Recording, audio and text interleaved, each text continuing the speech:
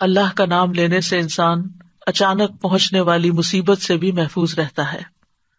عثمان بن عفان کہتے ہیں، میں نے رسول اللہ صلی اللہ علیہ وسلم سے سنا، آپ فرماتے تھے، جس نے شام کو 3 بار یہ دعا پڑھ لی اسے صبح تک کوئی اچانک مصیبت نہیں آئے گی، کوئی اچانک مصیبت نہیں آئے گی۔ یعنی اس کا مطلب نہیں کہ دوسری آ جائے گی، یعنی ایک دم کسی قسم کی پریشانی اس کو لاحق نہیں ہوگی۔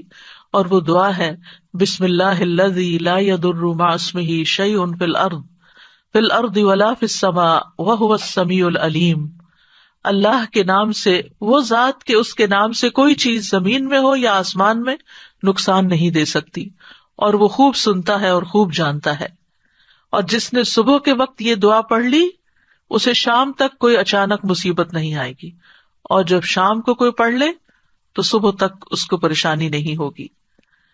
اسی طرح اگر انسان بسم اللہ نہیں پڑھتا تو یاد رکھیے کہ بسم اللہ نہ پڑھنے کا نقصان یہ ہے، ابن عباس کہتے ہیں کہ ابلیس نے اللہ تعالیٰ سے کہا کہ تو نے اپنی ساری مخلوق کا رزق واضح کر دیا ہے، میرا رزق کس میں ہے؟ تو اللہ تعالیٰ نے فرمایا، ہر اس چیز میں جس پر میرا نام نہ لیا جائے۔ تو گویا جس چیز پر ہم اللہ کا نام نہیں لیتے وہ رزق پھر شیطان کے حصے میں چلا جاتا ہے، گویا ہم اپنے دشمن ہی کو فیڈ کرتے ہیں۔ قیامت کے دن بھی اللہ کے نام سے وزنی کوئی چیز نہ ہوگی۔ پھر اسی طرح یعنی اس دعا کے پڑھنے کے مواقع کون کون سے ہیں؟ نمبر 1، ہر کام شروع کرنے سے پہلے، تاکہ اس میں برکت اور مدد حاصل ہو، اس کے اندر قبولیت ہو، ہمیں اخلاص نصیب ہو۔ پھر خاص طور پر کھانا کھانے سے پہلے، حضرت عائشہ کہتی ہیں کہ رسول اللہ صلی اللہ علیہ وسلم نے فرمایا، جب تم میں سے کوئی کھانا کھانے لگے تو چاہیے کہ اللہ تعالیٰ کا نام لے، پھر اگر شروع میں اللہ تعالیٰ کا نام لینا بھول جائے تو چاہیے کہ یوں کہے، بسم اللہ اولہ و آخرہ، اللہ کے نام سے اس کھانے کے شروع میں اور آخر میں بھی۔ پھر اسی طرح لباس اتارتے وقت بسم اللہ پڑھنی چاہیے۔ انس رضی اللہ عنہ سے روایت ہے کہ نبی صلی اللہ علیہ وسلم نے فرمایا، جنوں کی آنکھوں اور بنی آدم کی شرمگاہوں کا پردہ یہ ہے کہ جب ان میں سے کوئی اپنے کپڑے اتارے تو بسم اللہ پڑھ لے، یعنی اتارنے سے پہلے پڑھ لے، تو جن اور شیاطین کی نظر نہیں لگتی۔ اسی طرح جب آپ بچوں کو کپڑے تبدیل کروا رہے ہوں تو اس وقت بھی بسم اللہ پڑھ لیں۔ اسی طرح بیت الخلاء جاتے وقت یعنی اندر پاؤں رکھنے سے پہلے بسم اللہ پڑھ کے دروازہ کھولیں۔ حضرت علی رضی اللہ عنہ روایت کرتے ہیں، کہتے ہیں کہ رسول اللہ صلی اللہ علیہ وسلم نے فرمایا، جنوں کی آنکھوں اور بنی آدم کی شرمگاہوں کا پردہ یہ ہے کہ جب ان میں سے کوئی بیت الخلاء جائے تو بسم اللہ پڑھ لے، کیونکہ جب انسان ننگا ہوتا ہے تو حفاظت کے فرشتے اس سے دور چلے جاتے ہیں۔ تو اس وقت حفاظت پھر کس سے حاصل ہوگی؟ جب آپ واش روم میں جانے سے پہلے بسم اللہ پڑھ کے پھر داخل ہوں گے۔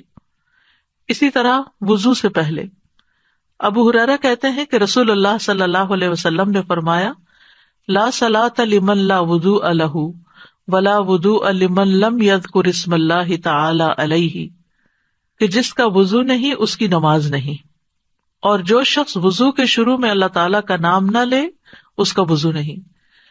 اب یہاں پر بعض لوگوں کو یہ پریشانی ہوتی ہے کہ ہم واش روم میں کھڑے ہوتے ہیں، وہیں سنک ہے، وہیں کموڈ ہے، تو پھر ہم بسم اللہ کس طرح پڑھیں؟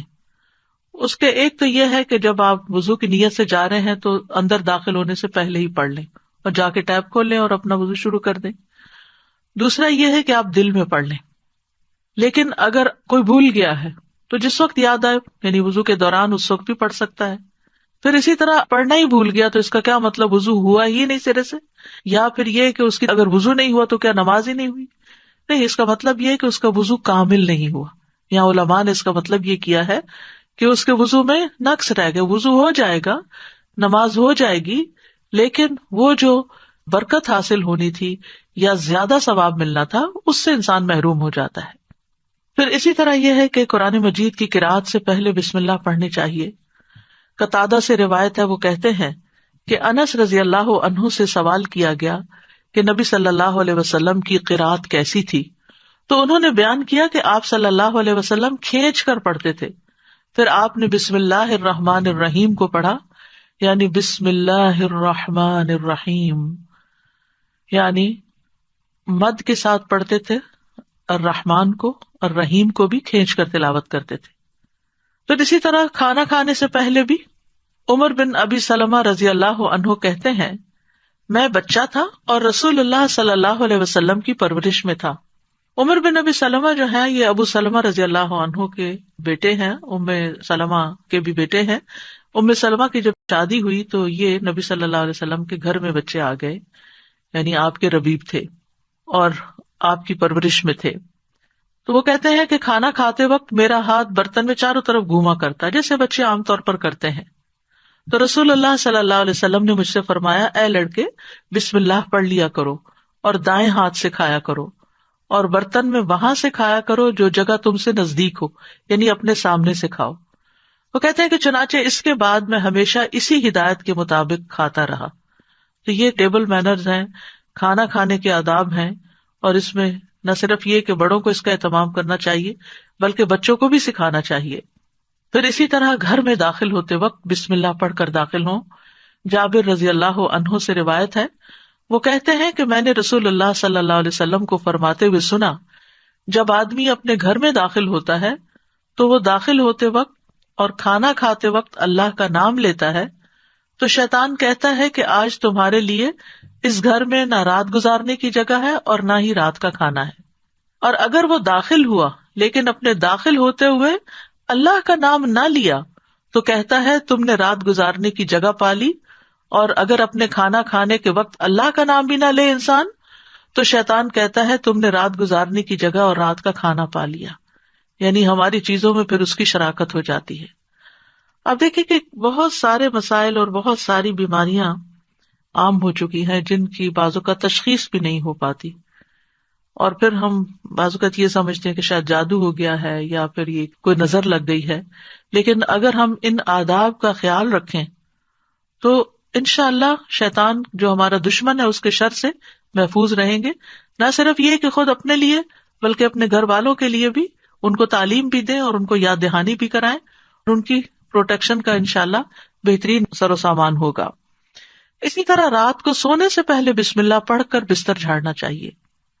رسول اللہ صلی اللہ علیہ وسلم نے فرمایا، صحیح مسلم کی روایت ہے، جب تم میں سے کوئی اپنے بستر پر جائے تو اسے چاہیے کہ وہ اپنے تہبند کا کونا پکڑے اور اس سے اپنا بستر جھاڑ لے اور بسم اللہ پڑھ لے، کیونکہ وہ نہیں جانتا کہ کون اس کے بعد اس کے بستر پر آیا۔ یہ بات بڑی اہم ہے کہ وہ نہیں جانتا۔ تو اس سے یعنی کہ صرف انسان نہیں بلکہ جن ملکوں کے اندر بچھو کیڑے مکوڑے عام گھومتے پھرتے ہیں اور خاص طور پر گرمیوں کے موسم میں نکل آتے ہیں، یہ لوگ کھلی چھت میں کھلی فضا میں سوتے ہیں، بازو کے چارپائیاں سارا دن وہیں بچھی رہتی ہیں، تو معلوم نہیں کہ بستر کے اندر یا بیڈ کے اندر کون سی ایسی چیز گھس گئی کہ جس کو جھاڑنے سے وہ نکل جائے گی۔ دوسرا یہ کہ بعض اوقات یہ جو ہمارے سارا دن بنے ہوئے بستر رہتے ہیں تو اس کے بارے میں علماء کہتے ہیں کہ بعض اوقات جنات بھی ان پہ آ کر لیٹ جاتے ہیں، تو کئی لوگوں کو بری بری خوابیں آتی ہیں، رات کو ان کی نیند ڈسٹرب رہتی ہے۔ لیکن اگر آپ یہ مسنون عمل کریں تو ایسی چیزوں میں کمی واقع ہو جاتی ہے۔ تو یہاں پر نبی صلی اللہ علیہ وسلم نے تہبند کا کونا فرمایا، آپ کوئی بھی کپڑا لے سکتے ہیں، کوئی ٹاول لے سکتے ہیں، اپنا دوپٹے کا ہی کونا پکڑ کے ایک اس سے چاٹ دیں۔ اور یہ بھی کہا جاتا ہے کہ ہم جب ایک رات سوتے ہیں تو وہ ڈیڈ سیل جو ہوتے ہیں وہ بستر پر ہی رہ جاتے ہیں، اور وہ بھی کئی بیماریوں کا باعث بنتے ہیں جب وہ بستر پر ہی لگے رہتے ہیں اور ان کو جھاڑا نہیں جاتا۔ تو بہرحال گرد و غبار ہو یا ڈیڈ سیلز ہوں یا کیڑے مکوڑے ہوں یا کچھ بھی نہ ہو، تب بھی نبی صلی اللہ علیہ وسلم نے جو طریقہ سکھایا ہے اس پر عمل کرنا چاہیے۔ اسی طرح جب آپ صلی اللہ علیہ وسلم اپنے بستر پر تشریف لے جاتے تو فرماتے اللہم بسمک احیا و اموت، یعنی اس وقت بھی بسم اللہ پڑھتے، اے اللہ تیرے نام کے ساتھ میں زندہ ہوتا ہوں اور تیرے نام کے ساتھ میں مرتا ہوں۔ اسی طرح سوار ہوتے وقت بھی بسم اللہ پڑھنا چاہیے۔ ابو لاس الخزائی رضی اللہ عنہ سے مروی ہے، کہتے ہیں کہ رسول اللہ صلی اللہ علیہ وسلم نے ہمیں حج کے لیے صدقہ کے اونٹوں میں سے ایک کمزور اونٹ پہ سوار کیا، تو ہم نے عرض کیا یا رسول اللہ ہمیں لگتا ہے یہ اپنی کمزوری کے سبب ہمارا بوجھ نہیں اٹھا سکے گا۔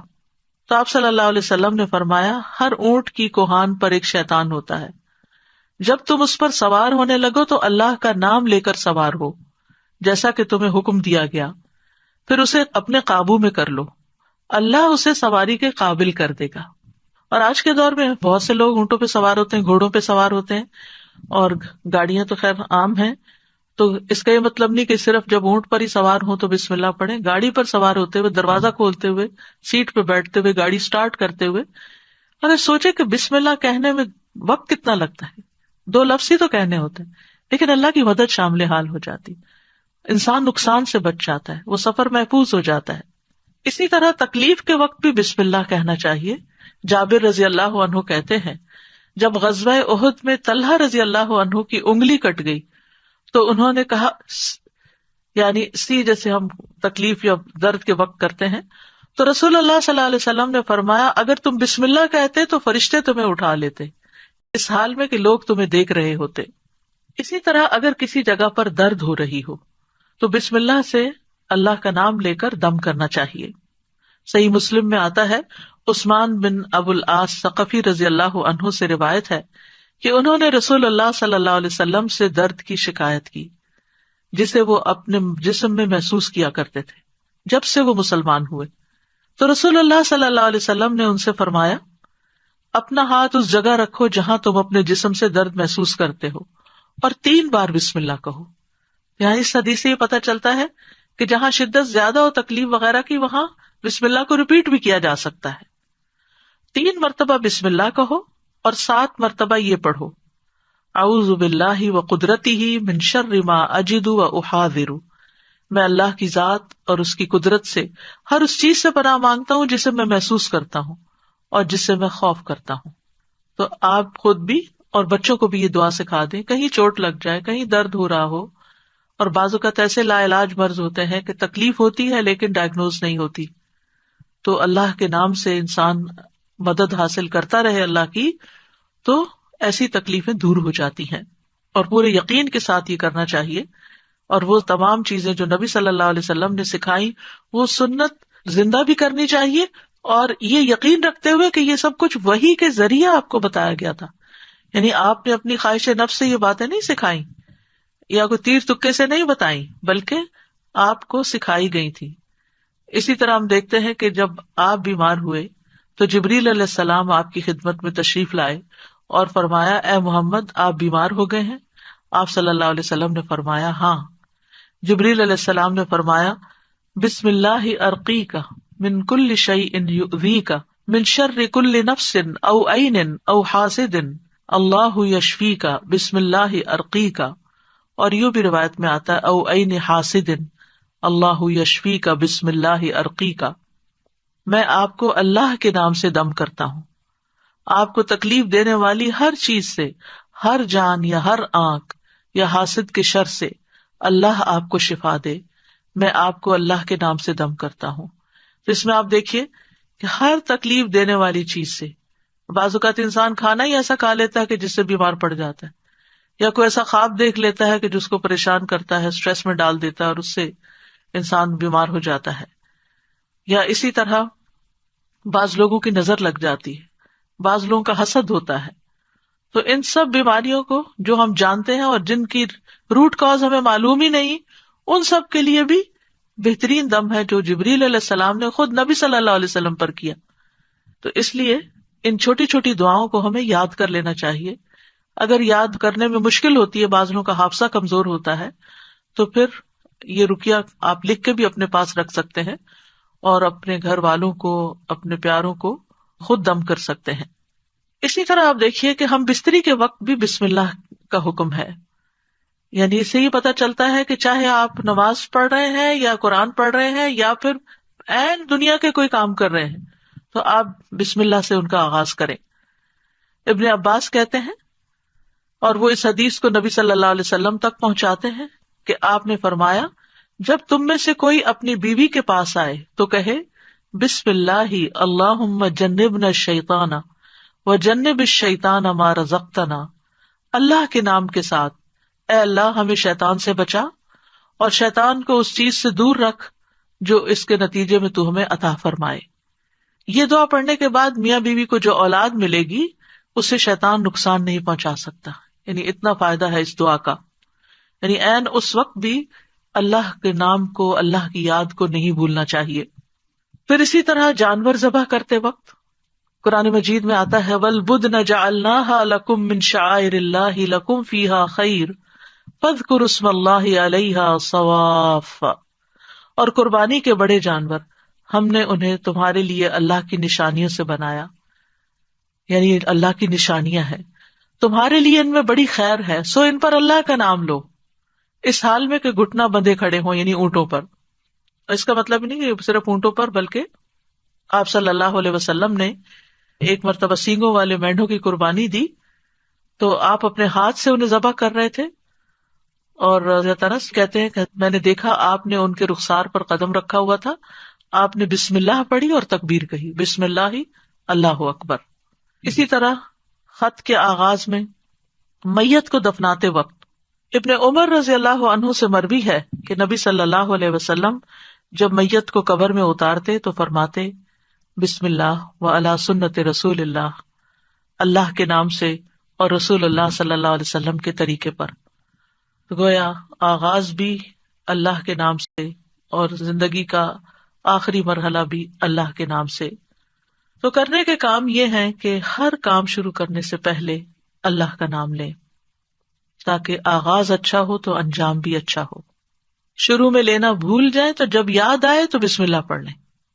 مثلاً بعض اوقات ہم بہت مصروف ہوتے ہیں یا بہت شدید بھوک لگی ہوتی ہے تو ایک دم ہم کھانے پہ جیسے ٹوٹ پڑتے ہیں اور بسم اللہ نہیں پڑھتے، حالانکہ جب کھانا لگ جاتا ہے تو گھر کا بڑا جو ہے وہ کہتا ہے بسم اللہ، یعنی شروع کیجیے۔ تو یہ جو لفظ بسم اللہ ہے، بسم اللہ الرحمن الرحیم، اس میں صرف یعنی کہ یہ جار مجرور ہے، اور اس میں یا تو فعل محذوف ہے یا پھر اسم محذوف ہے۔ محذوف کا مطلب ہے کہ وہ حذف کیا گیا ہے، موجود نہیں۔ کیوں؟ اس لیے کہ وہ انڈرسٹوڈ ہے کہ جب ہم کوئی کام کریں گے تو ہماری نیت میں وہ چیز ہوگی کہ اللہ کے نام سے میں پانی پیتا ہوں، اللہ کے نام سے میں کھانا کھاتا ہوں، اللہ کے نام سے میں سونے لگا ہوں، اللہ کے نام سے میں گھر سے نکلنے لگا ہوں۔ تو ہمیں اپنی ساری زندگی کا جائزہ لینا ہے کہ ہم کہاں کہاں بسم اللہ پڑھتے ہیں۔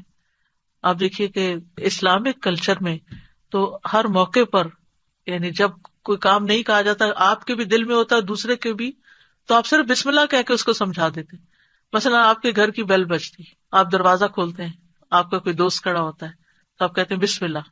آپ یہ نہیں کہتے اندر داخل ہو جاؤ، یہ نہیں بولتے، آپ کہتے بسم اللہ۔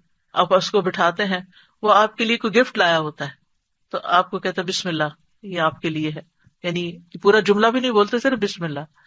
پھر اسے آپ اس کو کھانے پہ بٹھاتے ہیں، کھانا پیش کرتے ہیں تو کہتے ہیں بسم اللہ۔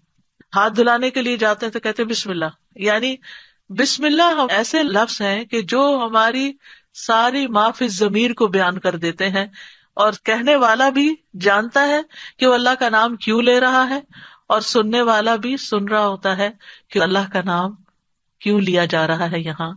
تو اس لیے ہر کام شروع کرنے سے پہلے اس میں ایکشن جو ہے وہ ہڈن ہے، وہ دل میں ہے آپ کے، لیکن بس اللہ کا نام لینا برکت کا باعث ہوگا۔ تو اللہ کے نام کی برکتیں حاصل کریں، حسرتوں سے بچیں۔ یعنی آپ بیٹھنے لگے ہیں کہیں تو بسم اللہ پڑھ کے بیٹھ جائیں، وہاں سے اٹھنے لگے ہیں تو بسم اللہ پڑھ لیں، اپنی یہ عادت بنا لیں۔ اور بچوں کے سامنے ذرا اونچی آواز سے بسم اللہ کہیں تاکہ وہ سنیں اور بار بار سنتے رہیں۔ مجھے یاد ہے بچپن میں جب کوئی بچہ گر جاتا تھا تو ہماری پھوپھی ہمارے ساتھ رہتی تھی، تو اس وقت بھی بسم اللہ پڑھتی، پھر اٹھاتے ہوئے، پھر اس چوٹ کو سہلاتے ہوئے، یعنی ہر دوسرے کام میں بسم اللہ بسم اللہ۔ بچوں کو دودھ پلاتے ہوئے، بچوں کو اٹھاتے ہوئے، ان کو چینج کرتے ہوئے، تو یعنی بسم اللہ ہماری گھٹی میں پڑ جانی چاہیے کہ ہم کوئی کام اللہ کی یاد کے بغیر نہ کریں۔ جس سے انسان کو محبت ہوتی ہے وہ اس کے دل میں رہتا ہے اور اس کو ہمیشہ وہ یاد کرتا رہتا ہے۔ تو جو لوگ اللہ سے محبت کرتے ہیں، اور اللہ کا لفظ کا تو معنی ہی کیا ہے، ایک معنی یعنی مألوہ، یعنی جس سے شدید محبت کی جاتی ہے، جیسے اردو میں لفظ والہانہ کہتے ہیں آپ، والہانہ جس سے محبت کی جاتی ہے۔ تو اگر ہم اس کو اپنا اللہ سمجھتے ہیں، محبوب سمجھتے ہیں، اور اس سے والہانہ محبت کرتے ہیں، اور اس کی طرف پناہ لینا چاہتے ہیں، اپنے دشمن سے بچنا چاہتے ہیں، تو پھر اس کے لیے آپ اپنی عادت بنا لیں۔ اور جتنے مقامات کا میں نے ذکر کیا ہے ان پر تو خاص طور پر بسم اللہ کہنا نہ بھولیں۔ انشاءاللہ آپ دیکھیں گے کہ اس کی برکت سے کہتے ہیں نا بسم اللہ کی برکت، تو بسم اللہ کی برکت سے آپ کی زندگی کے بہت سے کام آسان ہوں گے، بہت سی پریشانیوں سے نجات ملے گی. تو آئیے ایک دفعہ ہم خوبصورت آواز میں بسم اللہ سن لیتے ہیں. بسم اللہ الرحمن الرحیم. بسم اللہ الرحمن الرحیم. بسم اللہ الرحمن الرحیم. اس کے ساتھ ہی میں آپ سے اجازت لیتی ہوں. کل انشاءاللہ اسی وقت دوسرے پارے سے ایک آیت کا انتخاب کر کے آپ کے ساتھ بات چیت ہوگی. یہ رمضان کے سلسلے کی ایک کڑی ہے اور اس وجہ سے ہر پارے سے صرف ایک آیت کو سلیکٹ کیا گیا ہے تاکہ ہم ایک آیت کو سمجھ بھی جائیں اور اس کو اپنی زندگی میں لے آئیں، تاکہ ہمارا علم ہم پر بوجھ نہ ہو، ہمارے لیے عمل کرنا آسان ہو. یعنی کبھی یہ روایت رہی کہ ایک دن میں ایک سپارہ پورا پڑھ لیا جائے، کبھی تیز بارش ہوتی ہے اور کبھی ایک دن میں بس ایک آیت ہی سمجھ لی جائے. تو اصل مقصد کیا ہے؟ تدبر اور عمل، کہ ہم غور و فکر بھی کریں اور اس کے ساتھ ساتھ عمل بھی کریں. وآخر دعوانا ان الحمد للہ رب العالمین. سبحانک اللہم و بحمدک، اشہد ان لا الہ الا انت، استغفرک و اتوب الیک. السلام علیکم و رحمۃ اللہ وبرکاتہ.